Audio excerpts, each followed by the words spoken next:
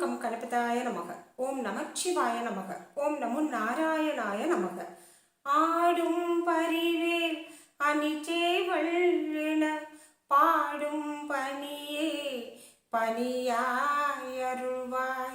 தேடும் கயமா முகனை செருவில் சாடும் தனி யானை சகோதரனே. முருகப்பெருமானை பற்றி பாடுறது, முருகப்பெருமானை பற்றி கேட்கிறது, அவருடைய புகழை சொல்லிக்கிட்டே இருக்கிறது, அவருடைய நாமத்தை எப்பவுமே இடைவிடாமல் சொல்லிக்கிட்டு இருக்கணும் அப்படிங்கிற வரத்தை கேட்டு தான் அருணகிரிநாதர் இந்த பாடலை பாடினார். இந்த பாடல் சொல்லி நம்ம முருகப்பெருமானை வழிபாடு செய்கிறப்ப நம் உள்ளத்தில் முருகனின் நாமம் ஒழிச்சுக்கிட்டே இருக்கும். நம்ம அவரை விட்டாலும் அவர் நம்மளை விடாமல் இருக பிடிச்சி அவர் போகிற வழியில் நம்மளை கூட்டிகிட்டு போவார் அப்படிங்கிறதுல எந்த விதமான மாற்று கருத்தும் கிடையாது. முருகனை நம்பி வழிபாடு செய்தால் நிச்சயமாக நமக்கு நல்ல கதி கிடைக்கும் அப்படின்னு பெரியவங்க சொல்லியிருக்காங்க. நிறையா பேர் உணர்ந்திருக்காங்க. நாமும் இப்போ உணர்ந்துக்கிட்டு இருக்கோம். அனைவருக்கும் அன்பான வணக்கம். நான் உங்கள் ராஜி. நம்ம சேனலில் முருகப்பெருமானுடைய அருளால் கந்தர் அனுபூதி, கந்தர் அலங்காரம், வேல்மாறல், திருப்புகழ் இவைகளை பாராயணம் பண்ணிட்டு வரோம். இன்னொரு விஷயத்தை நான் சொல்ல மறந்துட்டேன். நிறைய பேர் கேட்கிறது வீடியோ போடுறது இல்லையா, நோட்டிஃபிகேஷன் வர்றதில்ல அப்படின்னு சொல்கிறீங்க. நான் வீடியோ போட்டுக்கிட்டு தாங்க இருக்கேன். நீங்கள் ஆல் அப்படிங்கிற பெல் ஐக்கானை டச் பண்ணாமல் இருப்பீங்க. அதாவது சப்ஸ்கிரைப் பண்ணிவிட்டு ஆல் அப்படிங்கிற பெல் ஐக்கானை டச் பண்ணால் மட்டுமே வீடியோ நோட்டிஃபிகேஷனாக வரும். நான் வீடியோ போட்டுட்டு தான் இருக்கேன். நீங்கள் நம்ம சேனலில் போய் செக் பண்ணி பாருங்கள். வீடியோ வந்துக்கிட்டே தான் இருக்குது. நீங்கள் சப்ஸ்கிரைப் பண்ணிவிட்டு ஆல் அப்படிங்கிறத பண்ணியிருக்கீங்களா அப்படிங்கிறத செக் பண்ணி பார்த்துக்கோங்க. தொடர்ந்து நம்ம சேனலை பார்த்துட்டு வாங்க. நிறைய முருகனுடைய அருளை பற்றியும் முருகனுடைய புகழை பற்றியும் பேசலாம். எல்லா தெய்வங்களுடைய இறை வழிபாடை பற்றியும் நம்ம சேனலில் நம்ம பேசலாம். நிறையா பேர் நமக்கு சப்போர்ட் பண்ணுங்கள். முருகனுடைய அருளையும் மற்ற தெய்வங்களின் அருளையும் நம்ம நிறைய பெற்று இந்த உலகத்தில் நல்ல முறையில் வாழலாம். இன்னைக்கு நம்ம பார்க்க போகிறது திருச்செந்தூர் முருகனை எளிமையான முறையில் வழிபாடு செய்கிறது எப்படி. ஒரு அம்மா என்கிட்ட கேட்டிருந்தாங்க, கமெண்ட்ல தான் கேட்டிருக்காங்க. அதாவது எனக்கு கந்தர் அனுபூதி, வேல்மாறல் இவைகளை பாராயணம் பண்ணி வழிபாடு பண்ணுற அளவுக்கு தெரியாது. எழுத தெரியும், ஆனால் அதே நேரத்தில் உட்காந்து இதையெல்லாம் சொல்கிறதுக்கு எனக்கு வர மாட்டேங்குது. எளிமையாக எப்படி வழிபாடு செய்கிறது அப்படின்னு கேட்டப்ப நம்ம முன்னோர்கள், நம்ம பெரியவங்க இதற்கும் ஒரு அருமையான ஒரு வழியை விட்டுட்டு தான் போயிருக்காங்க. அதாவது அந்த அம்மா கேட்டது அவங்க மகனுக்கு சீக்கிரம் திருமணம் ஆகணும், என்னோட மகனுக்கு சீக்கிரம் திருமணம் ஆகணும், வர்ற ஜாதகமெல்லாம் தள்ளி தள்ளி போய்கிட்டே இருக்கு, இதற்கு நான் என்ன பண்ணணும் அப்படின்னு கேட்டிருந்தாங்க. இதற்கு நாம் வழிபாடு செய்ய வேண்டிய தெய்வம் அப்படின்னா திருச்செந்தூர் முருகன். ஆறுபடை வீட்டில் இருக்கிற ஒவ்வொரு முருகனுக்கும் ஒவ்வொரு தனிச்சிறப்பு இருக்குங்க. முருகன் அவதாரம் ஒன்றுதான், ரூபங்கள் பல. அவரை நம்ம எதற்காக வேண்டினாலும் அந்த காரியத்தை நடத்தி கொடுக்கக்கூடிய அற்புதமான தெய்வம் அப்படின்னா அது முருகப்பெருமான் தான். அப்ப நான் எனக்கு தெரிஞ்ச பெரியவங்க கிட்ட கேட்டேன், இதற்கு என்ன வழி. அவங்களுக்கு ஸ்லோகமெல்லாம் சொல்ல தெரியாது, மந்திரம் சொல்ல தெரியாது, எளிமையான முறையில் வழிபாடு செய்யணும் அப்படின்னு சொல்லி கேட்குறாங்க.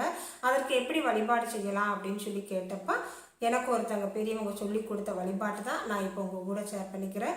இதை நிறையா பேர் செய்து பயன்பெற்றிருக்காங்க. திருச்செந்தூர் அப்படின்னாவே குருஸ்தலம் அப்படின்னு தான் சொல்லுவாங்க. சூரபத்மனை அழிப்பதற்காக நிறைய வழிகளை சொல்லி கொடுத்தவர் குரு பகவான்.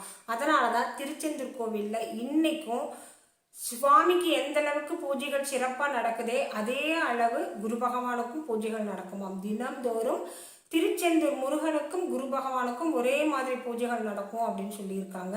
குருஸ்தலமான திருச்செந்தூர் ஆண்டவனை நினைத்து நம்ம பூஜையும் வழிபாடும் செய்யறப்ப மங்களகரமான காரியங்கள் நிச்சயமாக நடக்கும் அப்படின்னு சொல்லியிருக்காங்க.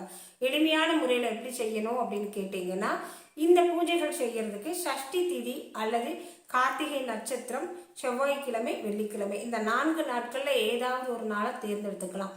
சஷ்டி திதி, கிருத்திகை நட்சத்திரம் அப்படிங்கிறது ரொம்பவுமே சிறப்பான நாள். இந்த 4 நாட்களில் உங்களுக்கு எந்த நாள் சௌகரியமாக இருக்கோ அந்த நாளை தேர்ந்தெடுத்துக்கோங்க. அதிகாலை எழுந்து நல்லா சுத்தபத்தமாக குளிச்சுட்டு நெற்றி நிறைய திருநீர் வச்சுட்டு முருகப்பெருமானுடைய திருவுரு படத்திற்கு சந்தனம், குங்குமம் வைத்து மலர்கள் வைத்து தீபம் ஏற்றி வழிபாடு செய்துட்டு தினமும் 108 முறை ஓம் த்ரீம் செந்தில் முருகா சரணம் என்ற மந்திரத்தை எழுத சொல்றாங்க. ஓம் த்ரீம் செந்தில் முருகா சரணம், திருச்செந்தூர் முருகா சரணம் அப்படின்னு எழுதுனா போதுங்க. இந்த ஓம் த்ரீம் திருச்செந்தூர் முருகா சரணம் அப்படின்னு எழுதுறப்ப ஓம் என்ற மந்திரம் பிரணவ மந்திரம், த்ரீம் என்ற மந்திரம் மகாலட்சுமி தாயாருக்கு உரிய மந்திரம், செந்தில் முருகா திருச்செந்தூர் முருகா என்ற மந்திரம் முருகப்பெருமானை குறிக்கக்கூடிய மந்திரம். இந்த 3 மந்திரத்தையும் சேர்த்து நம்ம எழுதி என் பையனுக்கு நல்ல முறையில் திருமணம் நடக்கணும், அவன் நினைத்த மாதிரி அவனுக்கு நல்ல ஒரு வாழ்க்கை துணை அமையணும், சீரும் சிறப்புமா ஐஸ்வர்யமா வாழணும் அப்படின்னு நம்ம நினைத்து எழுதுறப்ப நிச்சயமாக அந்த காரியம் எந்தவித தடங்கள் இல்லாமல் நடக்கும் அப்படின்னு சொல்லியிருக்காங்க. நம்பிக்கையோடு யாருக்கெல்லாம் திருமணம் வீட்டில் நடக்காமல் தள்ளி போயிட்டு இருக்கோ அவங்கெல்லாம் இந்த வழிபாட்டை வர்ற வெள்ளிக்கிழமையிலிருந்து ஆரம்பிங்க, அதாவது சஷ்டி திதியிலிருந்து ஆரம்பிங்க. நிச்சயமாக கை மீது பலன் கிடைக்குங்க. நீங்கள் எழுத ஆரம்பித்த உடனே நல்ல ஒரு ஜாதகம் உங்கள் கைக்கு வரும், அல்லது நீங்கள் நினைத்த பெண்ணோ ஆணோ உங்களுக்கு நிச்சயமாக அமைவாங்க. திருமணம் நல்ல முறையில் நடக்கும். நம்ம பெரியவங்க எதையுமே ஏனோ தானோன்னு சொல்ல மாட்டாங்க, அவங்க அனுபவபூர்வமாக உணர்ந்து தான் நமக்கு சொல்லி கொடுத்துட்டு போயிருப்பாங்க. நம்ம பெரியவங்க சொல்லி கொடுத்த வழிமுறைகளை பின்பற்றி நாம் வழிபாடு செய்தால் நிச்சயமாக நமக்கு நல்லதே நடக்கும். 21 நாள் தொடர்ந்து நான் எழுதிட்டேன். 21 நாள் இந்த பூஜை வெற்றிகரமாக முடிஞ்சிருச்சு.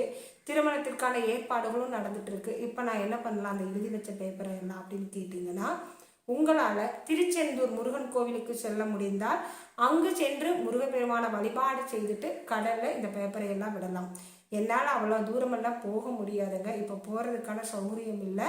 நான் இன்னொரு முறை போய்க்கிறேன். இப்போ என்ன பண்ணணும் அப்படின்னு கேட்டிங்கன்னா, திருச்செந்தூர் முருகனை நினைத்து வழிபாடு செய்துட்டு நமக்கு பக்கத்தில் ஓடும் நீர்நிலைகள் எங்கே இருக்கோ அந்த நீர்நிலைகளில் இந்த பேப்பரையெல்லாம் விட்டுடலாங்க, ஒரு தவறும் கிடையாது. முருகப்பெருமானை நல்ல முறையில் வழிபாடு செய்யுங்க. திருச்செந்தூர் முருகனை நினைத்து வழிபாடு செய்யுங்க. நிச்சயமாக மங்கள காரியங்கள் நடக்கும், வீட்டில் மங்கள ஒளி கேட்கும், நாம் நினைத்தது எல்லாம் நடக்கும்.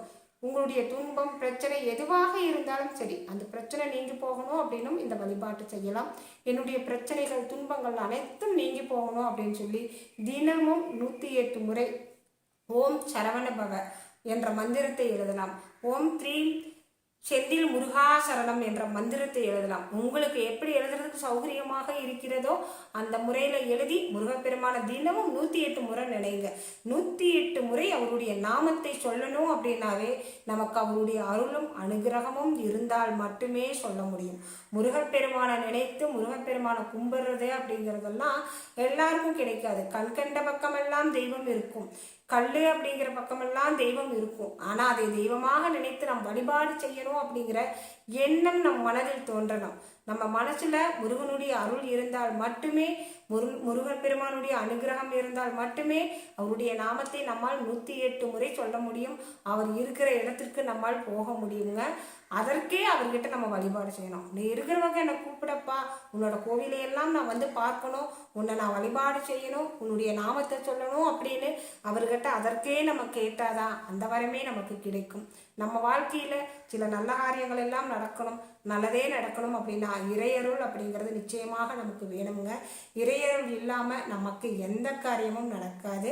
கண்கண்ட தெய்வம் கலியுக வரதனான முருகப்பெருமானை நினைத்து இந்த மந்திரத்தை எழுதுங்க, நிச்சயமாக நல்லதே நடக்கும். இந்த பதிவு உங்களுக்கு பிடிச்சிருக்கும் அப்படின்னு நான் நினைக்கிறேன். பிடிச்சிருந்தா மறக்காம கமெண்ட்ல ஓம் த்ரீம் சரவணபவ என்ற மந்திரத்தை எழுதுங்க. ஒரு லைக்கும் ஷேரும் கொடுங்க. மீண்டும் அடுத்த பதிவில் பார்க்கலாம். நன்றி, வணக்கம்.